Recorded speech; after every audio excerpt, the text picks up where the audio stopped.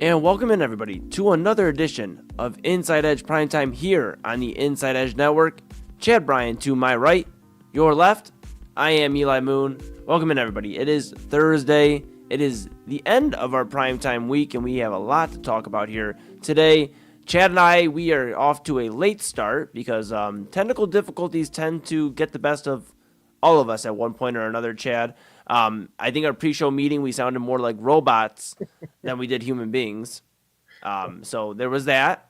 And then, I'm under the weather. The weather changes here. We went from 70 degrees in Cleveland, Ohio to 30. I think it was 35 degrees today. I'm not feeling the best, but I'm here. We're persevering. We're rocking and rolling because we got some stuff we got to talk about. There was a very, very eventful day in terms of basketball, in terms of football. I know you are still feeling some type of way about the Miami Heat and their news the other day. And obviously, if you go to our TikTok on Inside Edge Net, give us a follow on all the socials. But if you go to the TikTok, obviously Chad is battling with the TikTokers right now with his comments on Bam Adebayo. So we'll get into all that today. Chad, how are you feeling, man? I like I said, I'm a little under the weather. Are you doing all right through this weather changes? I'm okay. I mean, I feel it. I definitely feel the difference. But man, what the hell happened to us earlier? Listen. Maybe we should have just done the show like that. I don't know. It was kind of fun. It was entertaining. I couldn't stop laughing. Yeah. But yeah, I don't know what happened. I really don't honestly know. I don't know what that was. We couldn't hear each other. It was you restarted your computer, I restarted my computer, and we were just both in some trouble. So we are off and running though. However, and I have a lot to talk about. You know, the NCAA is in full swing with their conference tournaments. March Madness literally about a week away. You know, Selection Sunday is this Sunday. So we'll have some announcements here pretty soon, Chad. But the big story is the 31-0 Miami RedHawks aren't undefeated anymore. They are now 31-1. They fell 87-83 to the 8th ranked UMass squad there, the Minutemen. And they lost in the MAC tournament the first round. So that's the 8th ranked in the MAC tournament. For Miami to go all year undefeated and now lose, this is kind of what we talked about for weeks here on Primetime, Chad. If Miami were to lose in the first round or, you know, have an early exit in this MAC tournament, do they miss the NCAA tournament with teams like Auburn, Ohio State getting hot late down the year? Now is this a worry that Miami misses the tournament now being 31-1, despite, you know, going undefeated? They now might be at the mercy of the committee. Yeah, I mean, I think Robo Me would have said they got in for sure, but Human Me knows that the selection, you know, the selection committee may not see it that way. Listen, if they had gotten to the finals, I think, and competed in the final, it's not like they got blown out today, but I mean, losing in the first round to, you know, the 8th seeded team in your conference when you're 31-0 is a bad look when people are talking about your strength of schedule.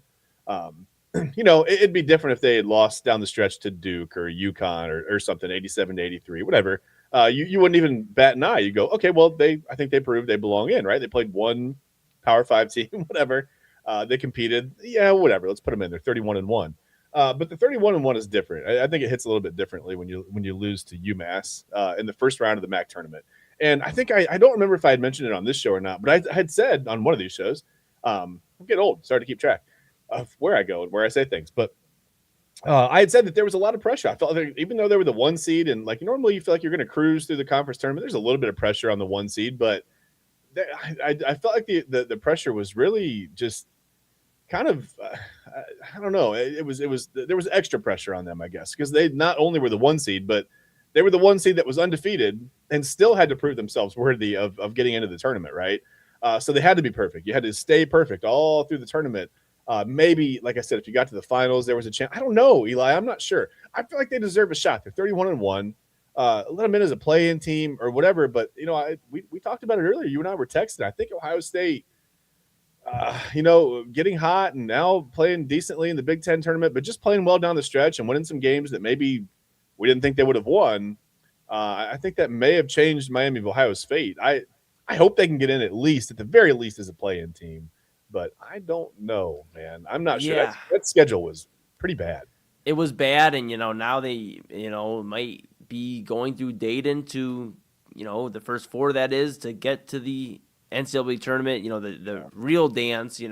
After the first four, and it's going to be interesting to keep an eye on that. Obviously, we will hear because we didn't expect this. We were talking about a Miami of Ohio versus Akron matchup, or maybe Double A hoping for his Bowling Green team. But obviously, we were expecting a different matchup than UMass advancing to the second round. This isn't like some of these other conference tournaments where they've given the first seed, an advance to the semifinals. Where some of these conference tournaments are running like that. This is, you have to win it. You have to go win four different games. Yeah. You have to win quarterfinals. You got to get it done, and they didn't. And that's the thing. You look at some of the out of conference matchups for Miami of Ohio. It's like you said, Chad. It's not pretty, and that's kind of what it comes down to. Is Miami of Ohio? Is their strength of schedule going to hurt them when it comes to a team like Auburn? I think Ohio State is going to get in. I mean, they won again today in the Big Ten tourney. They'll play Michigan tomorrow. So, you kind of keep an eye on teams like that. But, yeah, Miami of Ohio, a team that won 25 games last year. So this isn't like, and the coach had spoke about that, this isn't like some out of nowhere surprise. But you would think, maybe in the future they're going to start booking at least a little bit stronger opponents. If you feel like you're elevating your play and you're 31-1, maybe you have to rank, yourself against some of these other teams and actually play against them going into the season. So, but 20th ranked team, I believe, in the nation, Miami of Ohio. So for them to miss a tourney, this would be something that we probably haven't seen in quite some time.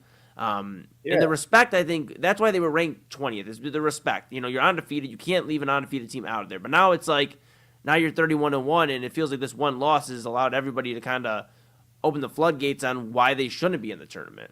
Yeah, and it really, honestly, I'll be honest with you, it changed my perspective a little bit. Again, losing the first game in the MAC tournament was a little rough. That was a tough look for me. And people say it's funny to hear that. Well, they struggled down the stretch. They were 31-0. I mean, you can say that but saying you struggled to a win is a weird statement to me.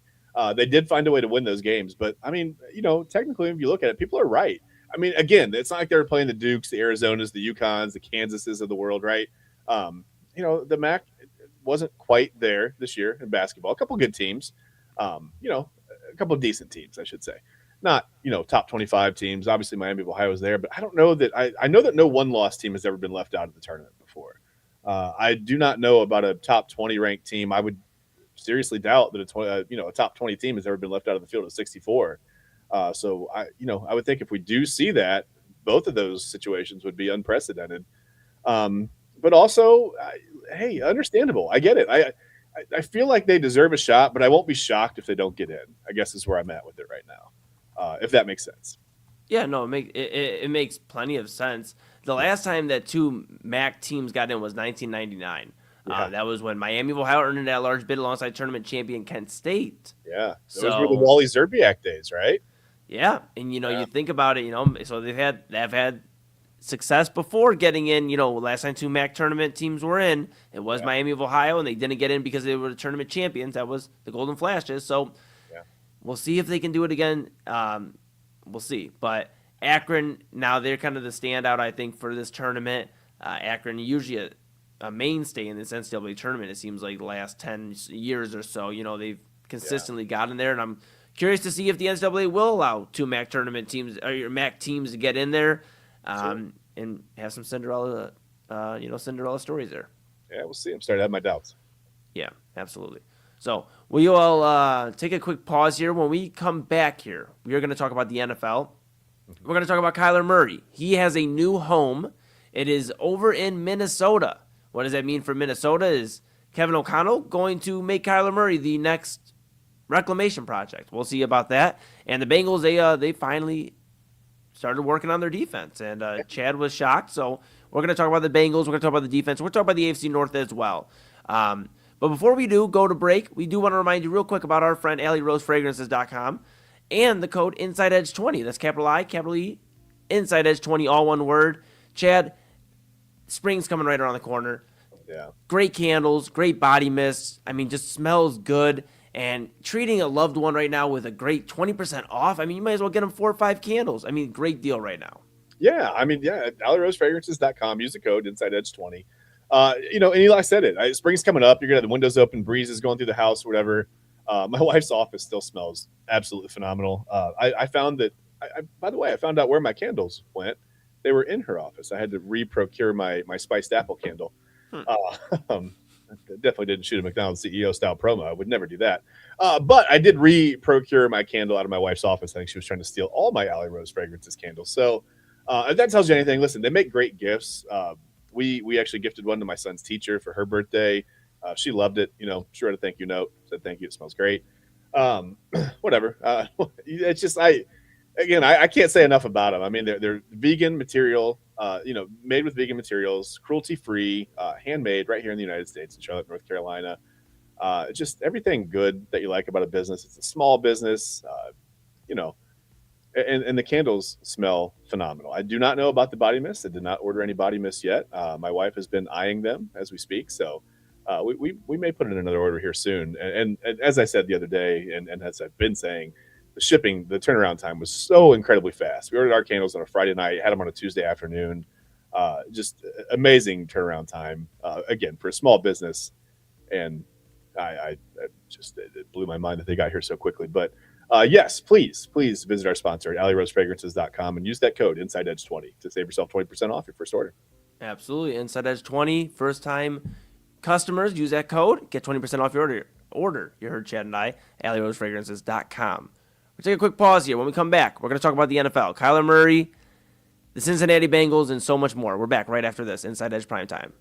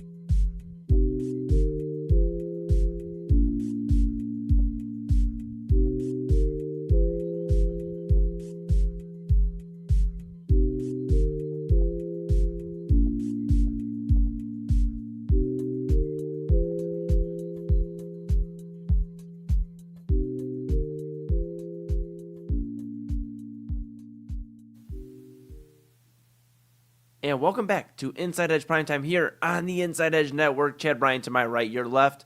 I am Eli Moon, and we are back. We have a lot to talk about, Chad. We talked about the Miami RedHawks losing in the first round there of the MAC tournament to UMass, the Minutemen, 87-83, and we'll see if they get into the NCAA tournament this election Sunday. And we'll kind of keep an eye on the conference tournaments coming up. But a lot to talk about when it comes to the NFL.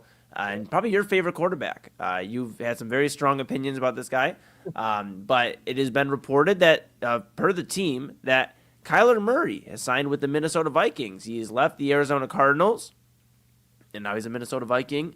Kevin O'Connell, the Reclamation Project king, it seems like, and most recently Sam Darnold, though they didn't keep Sam Darnold. He won a Super Bowl with the Seattle Seahawks. Oops. But now you got Kyler Murray now in Minnesota, and you got J.J. McCarthy, who they did draft with a top 10 pick. Yeah. So that's 9. That's not J.J. McCarthy. That's 9. That's right. Now you have both of those guys in the locker room now, in the quarterback room. Fun. Do you think this is Kyler Murray's job, or is he just being brought in for competition? It seems like, a guy, former number 1 overall pick. Yeah. A guy who, they didn't sign it wasn't a ton of money, but a guy who can definitely air it out. That was one of the big things in Arizona, was he at least could air the ball out. Yeah. And in Minnesota, they have the weapons there: Justin Jefferson, Jordan Addison, even Jalen Naylor. You have Aaron Jones in the backfield. It could get interesting. Do you think this is Kyler Murray's job? They're going to have a competition. As poorly as J.J. McCarthy played at times, there were times when he looked okay.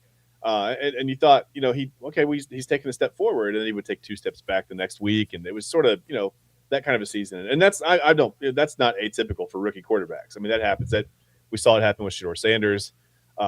We saw Dylan Gabriel take so many steps back where it looked like he was moonwalking. It happens. He didn't take a lot of steps forward. He forgot the step forward part. But I'm looking at, and by the way, when I went to search Kyler Murray, my browser said, "We'll be with you shortly." That's not a joke. It really, the screen went black and it said, "We'll be with you shortly." And it's like, did it know? Is that a Google thing that I was searching Kyler Murray? One time in his, and maybe not his fault. Arizona had struggles putting things together. But one time in his NFL career, he had a winning record for a season as a starting quarterback. Just a little bit over 2-to-1 touchdown interception ratio. So he's going to complete it to somebody, right? He's going to throw it to somebody. Not, maybe not as. And here's the thing, though: you get all the interceptions without the excitement of a Jameis Winston, right? I feel like you have to have at least that personality. If you're going to throw a ton of interceptions, you're going to throw it to the other team. You better be funny, man. Like, you better be absolutely hilarious in the post-game press conferences, and have some fun. When you're mic'd up or whatever. Something. I don't know. It just feels a little like he's just kind of a boring quarterback to me. And I don't really even mean to throw shade. He just doesn't move the needle for me. Maybe it works out with McCarthy. I don't know. I have no idea. But yeah, I believe for the really long answer that I just gave you, yes, I think they're going to have a quarterback competition in Minnesota. I think you've got to do something. And I think it's possible he could win it. You never know. Yeah, it's going to be interesting. Kyler Murray, you mentioned, not the most success in terms of winning seasons, but he also hasn't had a lot of stability in Arizona. That's fair to say.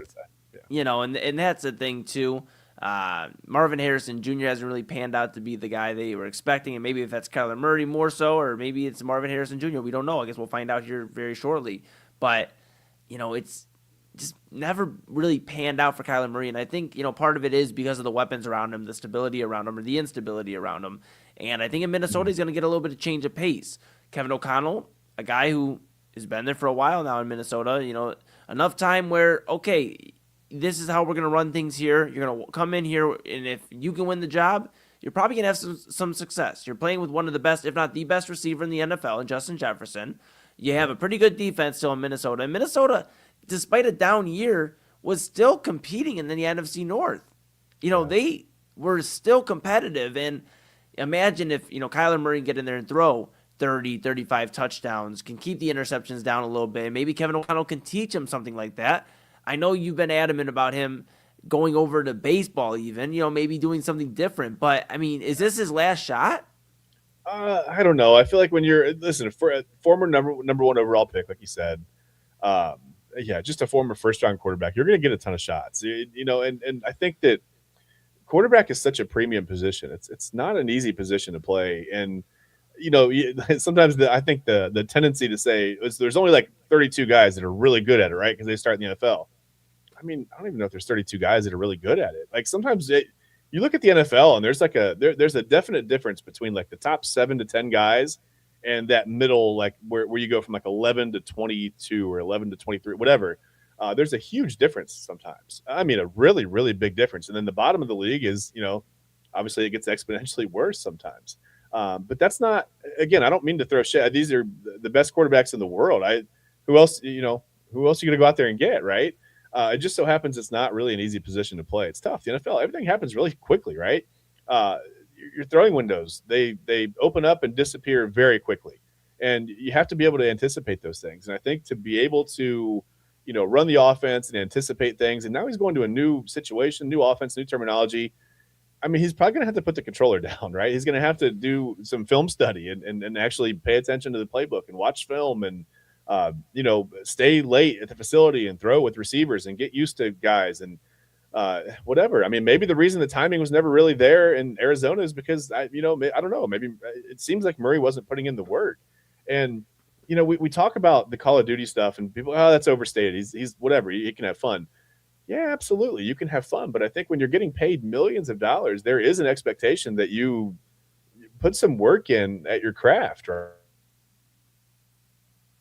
We lost Chad here for a moment. Right? You come into the facility for the beginning of practice to the end, and then you leave and you're out and, guys are working out. And where's Kyler? I mean, where's our quarterback? Oh, he's on Call of Duty. I see him live on, whatever right now.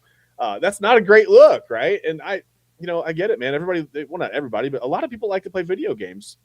That's fantastic. But I think you have to do that stuff in your free time, not, when you're expected to be doing whatever it is for the offense to take that next step forward when you are the starting quarterback. Some of that stuff's a bad look, and you wonder if he's matured past that. I'm sure the Vikings did their due diligence. They're at least going to ask him. I don't know what he's going to say. Like, he's not going to come in there and go, "Nah, I mean, playbook, schmaybook. Like, whatever, dude. I'm playing Call of Duty. Like, the new one's coming out, whatever." I don't know. Like I said, you have to hope that he's matured past all that, and he's willing to put the controller down at least for the time being and learn the offense and get in there and give them a chance to win. And then, yeah, sure, he could win the job, but maybe this will kick up something in JJ McCarthy. Maybe it'll fire up some competitive. I mean, he seems to be a competitive guy.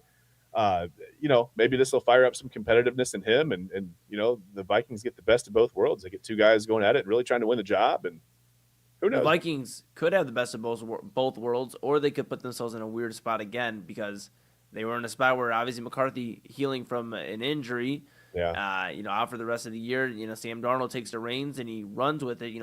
Now 2 regular seasons ago, and they made a decision to not bring Sam Darnold back. They bought into JJ McCarthy, the top 10 pick that they traded up to go get. And Sam Darnold goes and wins the Super Bowl. What happens if Kyler Murray comes out and just starts balling out? He wins the starting job. He balls out.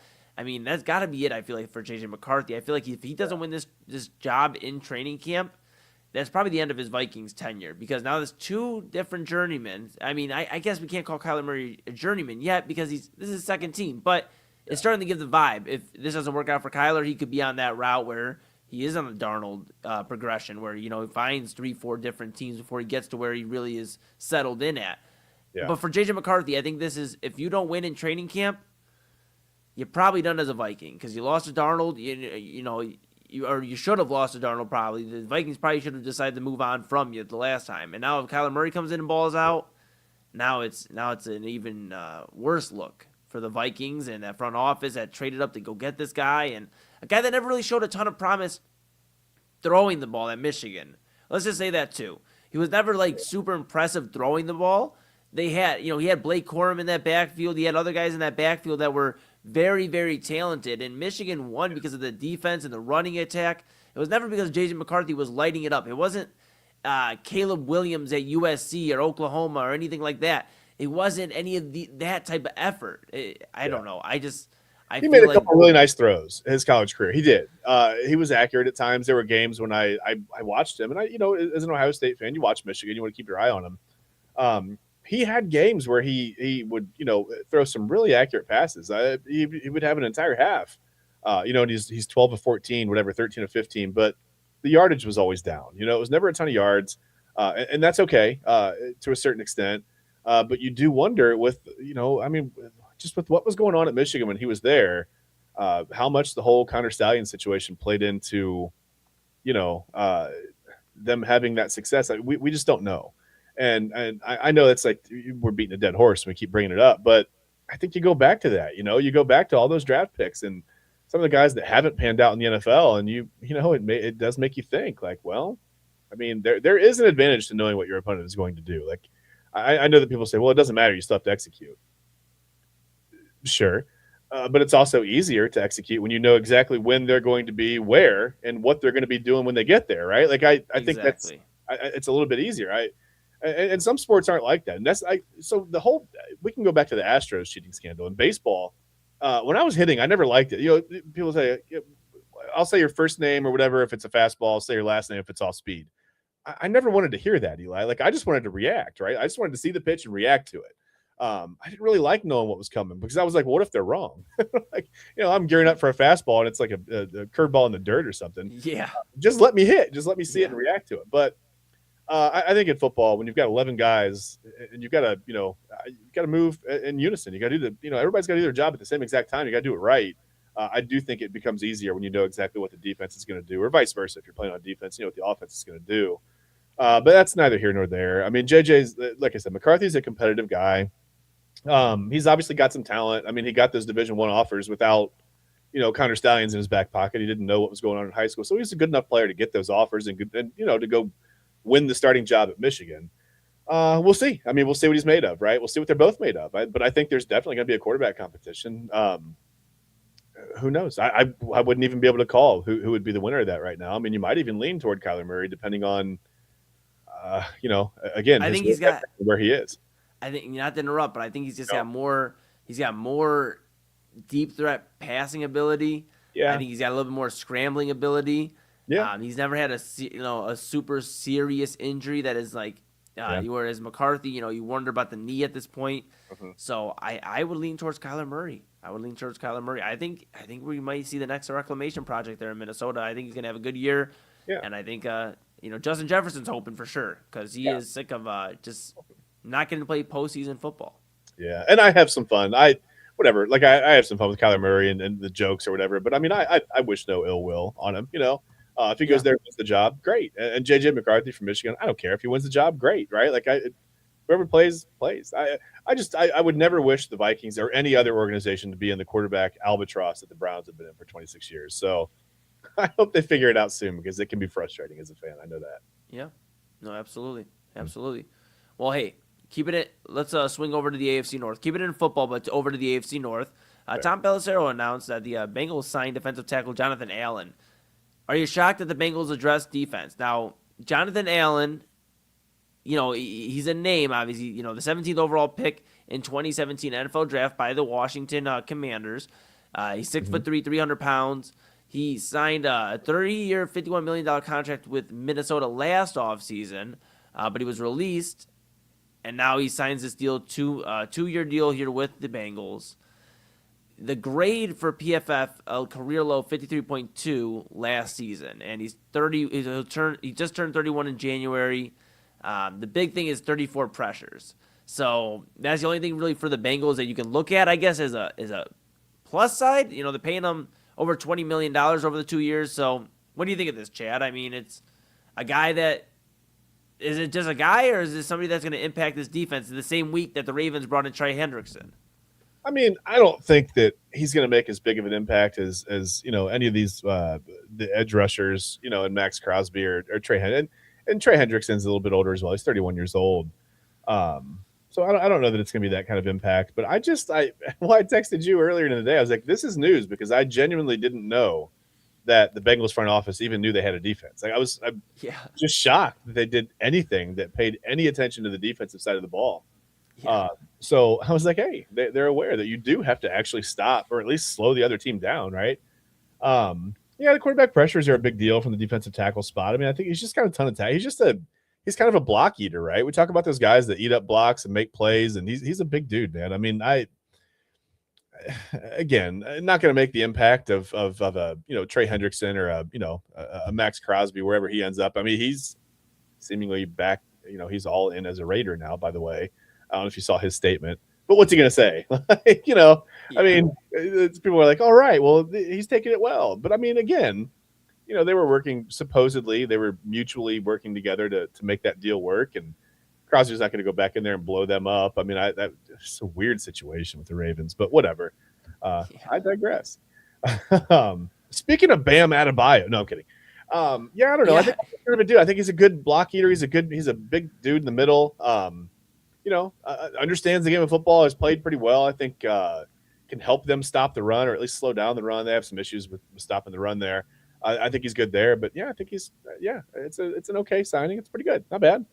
All right. Well, we'll keep an eye on it. And obviously, the Bengals going to keep an eye on Joe Burrow, making him happy because that's the biggest thing they can do right now. If you lose Joe Burrow, then none of these signings really, truly matter. So, do you remember the Burrow to the Vikings talk that was going on? Like, everybody, I thought there was some steam there. And not now it's Kyler Murray there. And I mean, what were the Bengals going to do? They weren't going to trade him. I mean, that's weird. Yeah, just odd, man. I'll tell you this, Chad. No, what isn't odd, what is actually pretty cool, is our new sponsor of the Inside Edge Network, which is W Energy, and it's W.GG. You can go ahead and go to the website, use the code InsideEdge10, get 10% off your order. Very, very great energy. If you're looking for it, W Energy has got you covered. A lot of great flavors. And no artificial flavoring like sugars, things like that. It's just straight to the point, and I like that the most, Chad. I'm not a big energy guy in terms of like energy drinks, but I do dabble with W Energy, and I definitely think somebody who's trying it for the first time should take advantage of the code 10% off Inside Edge 10. Yeah, absolutely. Like you said, zero sugar, just natural ingredients or what does it. You get that crashless energy boost, and I think that's the biggest thing is like no jitters, no crash. For me, I can't stand a lot of energy drinks because they give you the, you get those shakes, and I don't like that feeling. You know what I mean? I don't want to, I'd rather just be tired. I'll deal through the tired. I'm old and I'm used to it. I will deal with being tired. But no, it's like I said, no sugar. Just, you don't get the jitters. You don't have that crash afterwards. It's more of a natural energy spike. And I like that about it. And you can't go wrong with the flavors. I mean, if you've looked at the website, just the range of flavors is pretty amazing. I think the names are even pretty creative, but a ton of flavors. Lot to love there. Absolutely. Use the code InsideEdge10. That's capital I, capital E, InsideEdge10, all one word. W Energy, W.GG, and go ahead and get 10% off your order. All right, we're gonna take a quick pause. When we come back here, we are gonna talk about Bam Adebayo one more time here, because it has been one heck of a week for Bam Adebayo. We're going to have some conversations about Erik Spoelstra, his comments, and then Chad and I are going to divulge into some crazy different things into this Thursday. We have had a heck of a week, and we figured why not. Let's just end the week with a bang. This is Inside Edge Primetime here on the Inside Edge Network. That's Chad, Bryan. I'm Eli Moon. We're right back after this.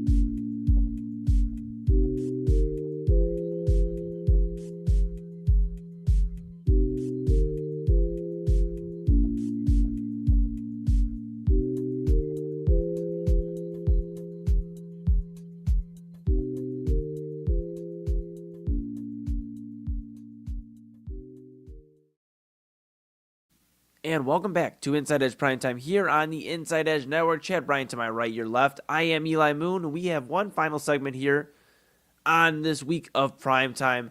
An eventful week, Chad, and we have had a lot to talk about. Bam Adebayo, he's led the charge, and we've had some strong statements on Bam Adebayo and the way it was done, the 83-point game. Erik Spoelstra, the Miami Heat head coach, has some things he wanted to say about people that, felt some type of way about Bam Adebayo. I'm going to play this for you, and then I want your reaction, okay? How's that sound? Fair. Sounds fair. I can do that. Okay. All right, here's Erik Spoelstra. I apologize to absolutely no one. Period. And going into the game, it's a Tuesday night game against a team where they're not playing for anything, where their organization is trying to lose. We've already lost a game, in that kind of situation. We have players that are sitting out, and I spoke to Bam about I want, as our best player and team captain, for him to be locked in and ready. And he sure was. All right, Chad. Erik Spoelstra wanted Bam Adebayo locked in and ready. Now, can you understand why they did what they did, the 83-point game? I mean, locked in and ready is fine. And some of the problems that I have with this, again, it's not. I need to talk more slowly. No kidding. Inside joke. No, I inside joke. I don't know. No, some of the problems that I've had on this, I'll admit, I had to do some research. Okay, 83 points, crazy, right? I dismissed it because I said, what was with all the 43 shots from the floor? It's wild. And then I'm like, well, let me see what Wilt did when Wilt scored 100 points, right? By the way, no video evidence of that game. So we didn't see. I mean, maybe they were missing free throws at the end, and who knows? Maybe it looked absolutely wild. I don't know.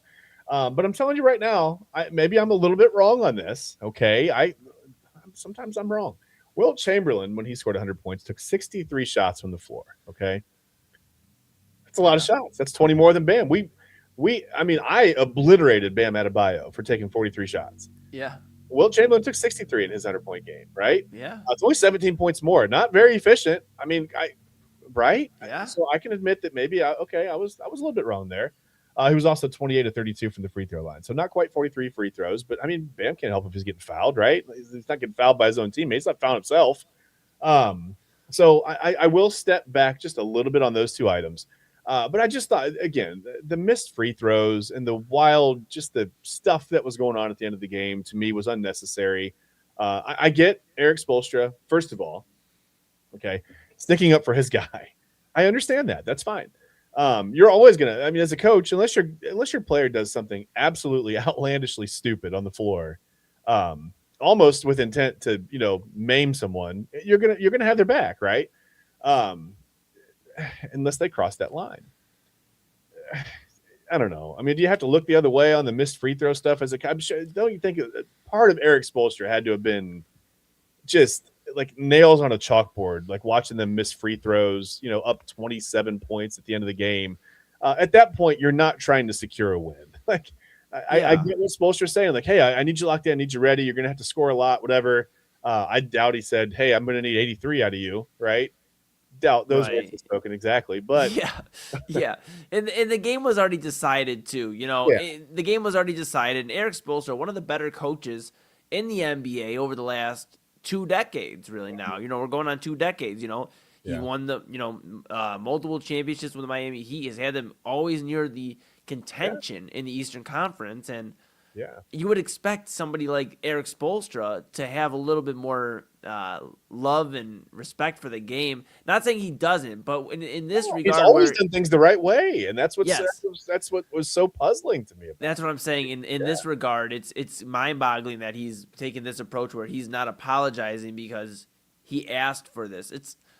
I don't know. I just think there's a way to do things, and the missed free throws at the end of the game, you're up by 20, 30 points, and you can even see there's like video of Bam Adebayo. Now it looks like he's telling him, hey, like, don't foul. Like, come on, like, don't foul. Like, so maybe he didn't even want this type of like pressure or this type of like spotlight for this reason. Yeah. Double A actually did a good job on Midnight Run with Anthony Alford talking about the highlights of Bam Adebayo's career. And when you talk about this, and I brought up that, hey, you're not going to really have a highlight when you talk about this. You're going to talk about, man, look at the 83-point game, the 43 free throws, the missing at the end of the game. You know, I think this is going to be more of a joke laughed about than actually a celebrated accomplishment for Bam Adebayo. So I thought, you know, Double A talked about that yesterday. It was really interesting to hear just different takes, you know, and he had, you know, so he had some thoughts on what you had to say, Chad. I know you were very strong in your thoughts about Bam Adebayo yesterday. Yeah, I'll back off on the free or on the, you know, on the shots from the floor because Wilt Chamberlain did take 20 more. But again, all the, you know, the stuff at the end was Bush League. I don't care. You can vilify me if you want. You can call me old. I am old. You're not going to hurt me there. You don't hurt my feelings. I was bored a long time ago. That actually made me laugh, like, because I said to you on the show, I was like, am I old? Like, am I just like? And listen, I'm not above going out and shaking my fist and yelling at a cloud, right? Like it happens. So yeah, call me old. That was funny, actually. That comment was really funny because I did say that to you on the show. I was like, am I just an old guy here? Am I mad about nothing? And maybe I am. And that's perfectly fine too. But I don't know. Just for some reason, it rubbed me the wrong way. And I'm not the final, you know, I don't have the final say on this, but for me, it was too much, man. It was too, I don't know. It just felt very, not scummy. That's too far. That's taking it too far. It was just not quite, I don't know. It wasn't a respectable game. Yeah. Just that respect for the game, like you said, that it wasn't there, and it just wasn't a very honorable way to put up 83 and to surpass Kobe as the second, you know, highest scoring individual game of all time. I don't know. It was just sort of a mess at the end, and it just you watch the highlights and you're like, oh, man, the missed free throw, like, come on, like. Some of it was just too much. Congratulations to him. I mean, he clearly has now the second highest individual scoring game of all time. Can't take that away from him, right? But I do feel like when we look back, we're going to go, that time Bam had 83. You know, where it's like, man, remember when Kobe had 81, when Kobe was just like Kobe? Right. And say, no one's going to say, well, when Bam was just being Bam and put up 83, like, no one will say that. And I think that's my biggest problem. Whatever. I mean, anybody can get hot and go on a scoring streak. We've seen Donovan Mitchell put up a ton of points here. But like we said, it was organically within the framework of a game where they're trying to win, right? Not when you're up 27 points, missing free throws, fouling the other team. And just, I just have some problems with all of that. The visuals on some of that were just really tough to look at for me, but whatever. I'm old. It's fine. Yep. All right. You're not old, pal. You're in your prime. I'm getting there. I mean, I'm on my way. Every day I get a little bit older, Eli. One day older. Well, that makes both of us. Here's what we're going to do, though. We've had a long week, a crazy week. Week almost took me out in terms of I didn't know if I was going to be able to do the show with you tonight because it was a photo finish, man. I was down for the count, and then our technical difficulties. We're rocking and rolling. I think we're going to combine for final thoughts tonight. And I'd love for you to set this up because you kind of were talking about this a little bit, I believe, yesterday on the show. We've talked about this outside of the show, just the legend, the history of Bigfoot. Do you want to set this up here for our final thoughts? Sure. Listen, I don't know what you believe. I don't know what I believe. I've never seen Bigfoot or anything that resembles Bigfoot. I saw a bear once. You know, that was pretty cool. That's about it. I've never seen anything. I've never just looked at something and said, that's Bigfoot. I've never walked up to some people walk up to and maybe if you're in the comments and you can explain this to me, an arrangement of sticks or fallen trees in the woods, and they go, Bigfoot's been here. And is there only one Bigfoot? Like, what's his name? Like, a Bigfoot has been here? The Bigfoot? I don't know. Like, BF? What do we call? I don't know what we call him. Is he our best friend? We don't know. But he's here apparently, and he's in Portage County. That's just very close to where I am. So it got me thinking, maybe I should do some research. Maybe I need to find out what to do. What better place to go than this Fox 8 story and I said, I had said, one way or the other, good or bad, whatever you think, if you do enough research on Bigfoot, you're going to see some interesting people have some interesting things to say. Here is one of those interesting people with some of those interesting things right here on Fox 8 locally, right? Cleveland's own Fox 8. I'll play the story. It's about 2.5 minutes long. And then Eli, I want to get your reaction And then we'll get out of here with our final thoughts. Probably gravitating toward Bigfoot, I would imagine. Take a look. It's normal for there to be Bigfoot sightings all over the U.S., but it's not normal to have multiple sightings in a small area within a short number of days. Multiple sightings of a massive creature reported in Portage County heading into Trumbull. It's a hair-covered creature. It's on two legs. It's not walking like a bear. It's walking like a human would. Half a dozen sightings in a few short days, reported to Jeremiah Byron, host of the Bigfoot Society podcast, who's interviewed over 1,000 people on the subject and says these accounts seem sincere. They're shook up. They're very emotional, and they're like, I just want to stay anonymous. Starting on March 6th in Manawa Center, then Garrettsville. Anonymous individual and his friend, and they were hiking on the Headwaters Trail, and they saw a 10-foot tall Sasquatch. When it was grunting at them, it turned its head, but it had to turn its head at the shoulders and not the neck, which is a very important detail that hardcore Bigfooters will realize that that's pretty crazy. An older woman in Windham also saw something on the 9th. She's a skeptic. She doesn't believe in Bigfoot. Followed by a terrifying encounter in Newton Township for a man taking his dog out at 4 a.m.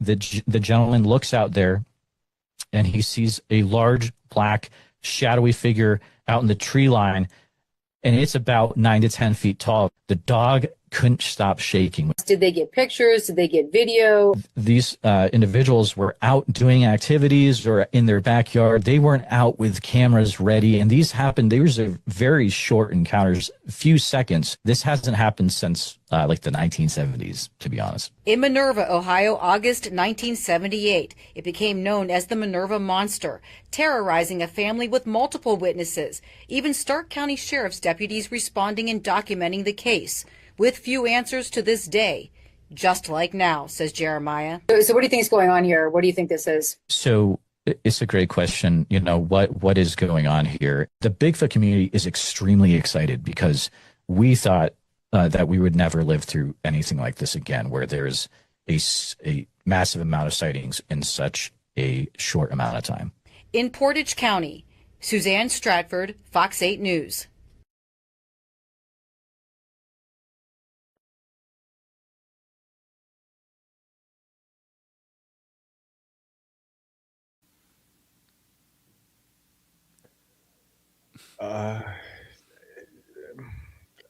Okay. Eli, you watched the last 2 minutes and 30 seconds of that with me. Very exciting news. We didn't think we'd live through this. Us Bigfooters. Hardcore Bigfooters. Hardcore Bigfooters. We are excited. We've what have we? I haven't done it. They've interviewed thousands of people. Apparently, they seem sincere. Like the old lady in Minerva or wherever. No, well, not Minerva. I don't know where she was. It doesn't matter. She's an old lady. She seems sincere, right? What old lady is going to lie to you about? Have you ever had an old lady approach you, Eli, on the street and lie to you about Bigfoot? No. Why would they start now? What do you think, man? Is Bigfoot around? Or it's like a tall guy walking with hair, and I'm like, was it just grunting with yelling about Bam Adebayo? Like, I don't know. Like the way his neck turned instead of his shoulders. That's the hardcore Bigfooters know. Hardcore. You know. Yeah, you know. It's the shoulder turn. He's apparently modeling. He's walking the catwalk in the woods in Portage County. What's your gut tell you? Are we supposed to believe in Bigfoot?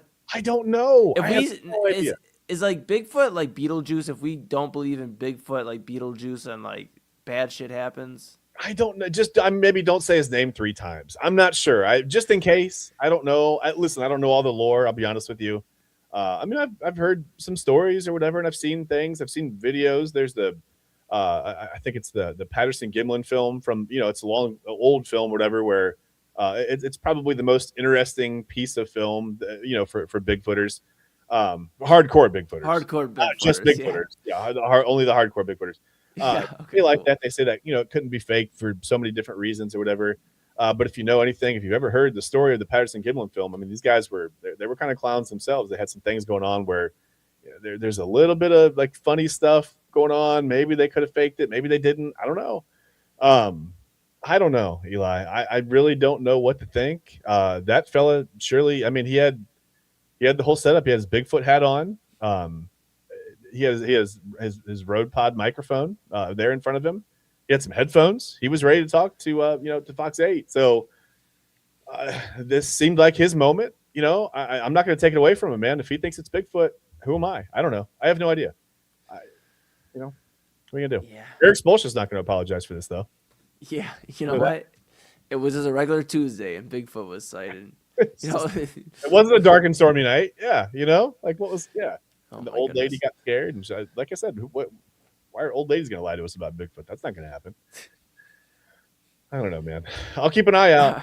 Portage County is just south of me, literally just south. I mean, I can look out. I can walk out to my street, and I can look south, and I can. Well, I'm see. worried for you then. I'm worried a little bit myself. Yeah, I don't know Okay. what to do. Do I like watch what kind of food I walk outside Put with? some traps. Put some traps out. Some Bigfoot traps. What kind of trap catches Bigfoot? They're probably like bear traps. Okay, I didn't know if it was like a space portal. I don't know what to do. I don't know where he comes from. Is he Space portal. My an God. alien? Is he? All right, before the wheels fall off of this thing, Chad. We got a busy weekend. Tell the people what we got coming up here on the Inside Edge Network. I know you got Saturday and Sunday jam packed. Why don't you tell the people what you got going on? Formation. Saturday it's all Bigfoot weekend. So Saturday is Bigfoot formation with TK Dandridge and myself, obviously. And then you've got some other things going on Saturday, but we'll see you Sunday morning on the Sunday Bigfoot show. This week it's the Sunday Bigfoot show. It's not the Sunday sports show. It's the Sunday hardcore Bigfooters show. It's all Bigfoot. It's going to be an hour, 2 hours, maybe wall to wall Bigfoot. No, we're not going to talk about Bigfoot. We got the Sunday sports show on Sunday with Ryan Mosser and TK Dandridge. We'll get into. We're going to go over. The Browns signed a bunch of offensive linemen, and we're going to see if these guys are just like warm bodies, just to be in the offensive line room when they have a meeting. So Andrew Berry feels better about, hey, look, I put some guys in the room, or if they can get these guys together and actually, maybe Coach Warhop can get them in there, gel them together a little bit, and. There are some promising things. I'll save it for Sunday, but there are some promising things about each of these guys, despite, you get the low PFF grades here and there, whatever. Some guys had some career low years last year. Again, don't get so hung up on that. I mean, right now, some of these guys could be depth. We don't know what they're going to do in the draft, but we will go over them on Sunday. We'll talk to them. We'll talk to them. We'll talk about them on Sunday with Ryan Mosser. Maybe if I can try to get him in, maybe he can run them through his algorithm. I don't know if I have time to do that or not, but we'll find out. But right. I'm sure he'll have some things to say. And as always, TK will have some strong opinions. So, we'll talk about the offensive line upgrades. We'll talk about just free agency in general for the Browns, how we thought that went, and how we thought, some of our friends like the Ravens, like what moves they made, how that might affect the Browns season next year. So, we'll talk about some Browns. We'll talk about maybe some World Baseball Classic. I still want to get Ryan's take on Mark DeRosa, too, Ryan and TK. On the whole Mark DeRosa situation. Like, did he not know? Says he did. He just misspoke. Whatever. Again, not trying to throw shade, but that's a big deal. You have to know how to get to the next round of the tournament. Clearly, Miami of Ohio did not get the memo on how to do that today. They're looking at what they're looking at. But that's what we'll have. What do you have going on this weekend, Eli? Yeah. I know we're up against it, so I'll keep it short to the point. We got Real Talk with Papa Moon. Yeah, we got Saturdays at 5 p.m. Real Talk with Papa Moon. Really, really exciting sit-down conversation. I won't tell you who the guest is, so you just got to tune in to Saturday. I'll produce that. And then you'll have Sunday, the main event, obviously with Robert Zicki, W. Anthony Alford, and myself. Sunday night, typically around 8 to 9 p.m. range, and then we go for about 2 to 3 hours. We'll just see how long we roll. But obviously, Chad gets to start Saturday and Sunday mornings, and we'll take you home in the early evenings with Papa Moon and main event. So, busy weekend. Make sure you give us a follow at Inside Edge Net if you enjoyed everything, all the conversations this week. Thank you for choosing us as your source of sports, entertainment, mental health, Mike and check everything in take two between. tomorrow night too, right? Mike check take two tomorrow night. Thank you. Don't forget about that. Yeah. Yes, thank you so much. Mike Check Take 2 tomorrow night, a second episode with David Ruiz and Autumn Chisholm. So keep an eye on that. We'll be back with you Monday, 10 p.m. to 11 p.m. Chad, Bryan, and I. Until then, we hope everybody has a great rest of your evening. Get the weekend started off right. And stay safe. We'll see you guys soon. Shoulder turn.